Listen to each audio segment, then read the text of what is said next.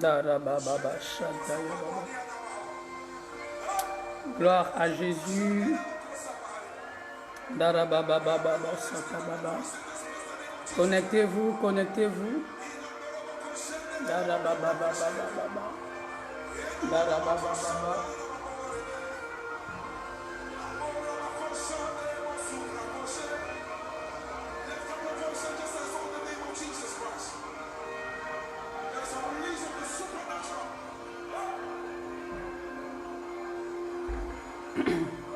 Connectez-vous. Si vous êtes présent, faites-nous signe, car nous avons des choses à partager ce matin avec vous.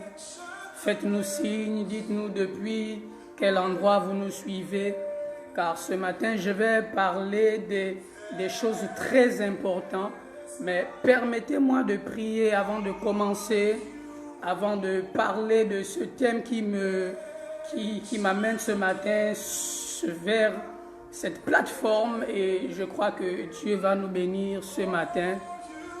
Notre Dieu, notre Père, nous te célébrons, toi qui es notre Dieu. La Bible déclare que nul n'est semblable à toi. Tu es le Dieu Elohim, celui qui a tout créé. Laisse que pendant ces quelques minutes que nous allons passer en ta présence, que ton règne vienne. Les anglophones disent that kingdom come. Laisse que ton royaume vienne et que nous puissions être en contact avec le ciel en quelques secondes, en quelques minutes. Bénis-nous et que ton règne qui n'a point de fin s'étende dans cette nation et arrive jusque dans les extrémités du monde. C'est au nom de Jésus que j'ai prié.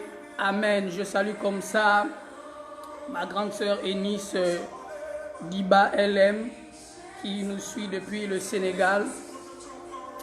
Gloire à Jésus. Partagez la vidéo, invitez le plus grand nombre à suivre ce live, ce direct, car je crois que nous sommes rentrés dans une période où Dieu veut parler. La bouche prophétique, l'Église, le monde a tellement crié depuis que cette pandémie est arrivée que Dieu a décidé de parler maintenant par la bouche de ses prophètes. Le thème qui me réunit, qui fait en sorte que je puisse arriver ce matin sur cette plateforme, c'est qu'est-ce qui se passe dans l'atmosphère spirituelle du Gabon et des nations.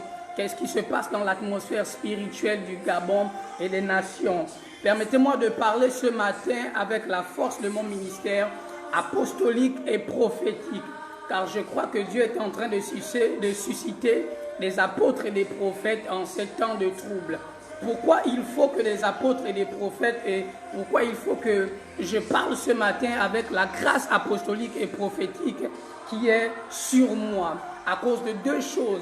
Premièrement, la Bible déclare dans le livre de Matthieu que les premiers seront les derniers et les derniers seront les premiers. Dans ce passage, il est clairement mentionné que les premiers seront les derniers. Pourquoi il faut que les apôtres et les prophètes parlent en ces temps de la fin? Parce que tout simplement, Christ a commencé l'Église avec les apôtres et les prophètes, et il est important pour lui aussi d'achever l'Église avec les apôtres et les prophètes. Donc les apôtres et les prophètes ont été au commencement et ils seront aussi à la fin. Donc c'est pourquoi le mouvement apostolique et prophétique doit être répandu dans la nation. Pas que tout le monde va devenir des apôtres et des prophètes, mais nous serons tous dans l'atmosphère apostolique et prophétique. Ça, c'est la première chose. Deuxièmement, à cause d'Éphésiens, le chapitre 2, le verset 20, la Bible déclare, vous avez été édifiés sur le fondement des apôtres et des prophètes. Soulignez le mot édifié dans votre Bible. Le mot édifié en grec, c'est wakodomeo. Et wakodomeo cache trois choses.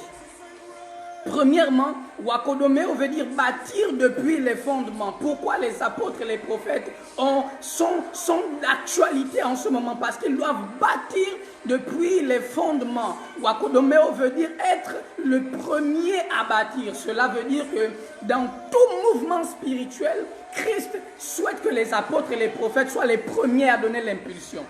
Dis-moi amen si tu me suis. Dis avance prophète, je continue.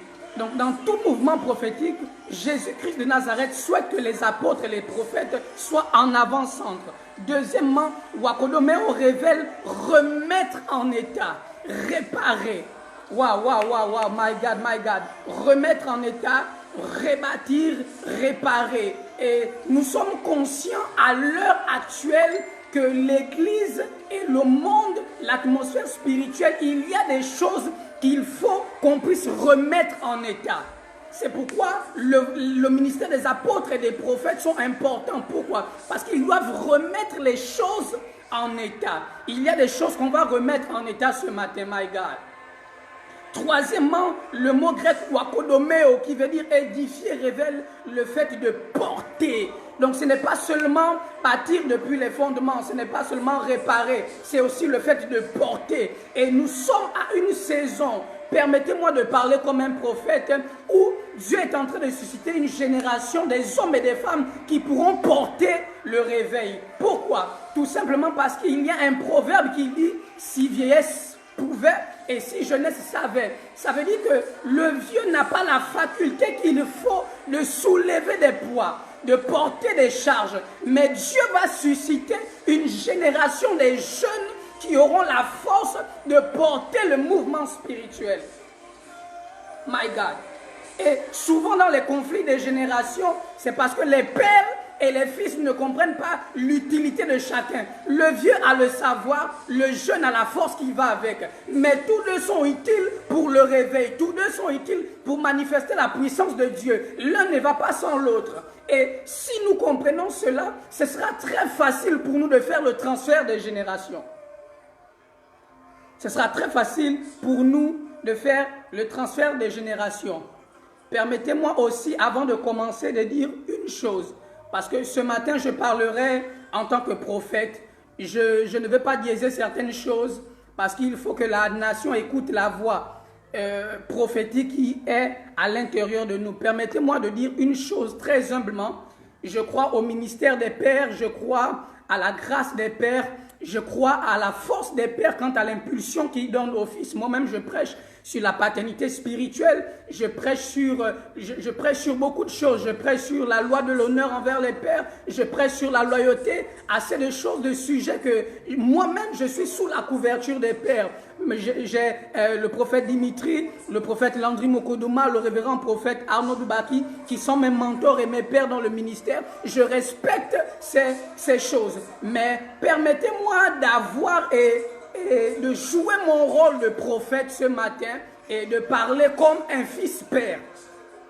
C'est-à-dire que au-delà du fait que je suis fils, mais j'ai aussi des fils à ma charge, à ma responsabilité. Et il est de mon devoir en tant que père aussi, par la grâce de Dieu, avec très humblement je le dis, par la grâce de Dieu, il est de mon devoir en tant que père et jeune de ma génération, prophète aussi, de situer l'Église et de parler de certaines choses réelles que l'Église et le monde entier est en train de vivre aujourd'hui.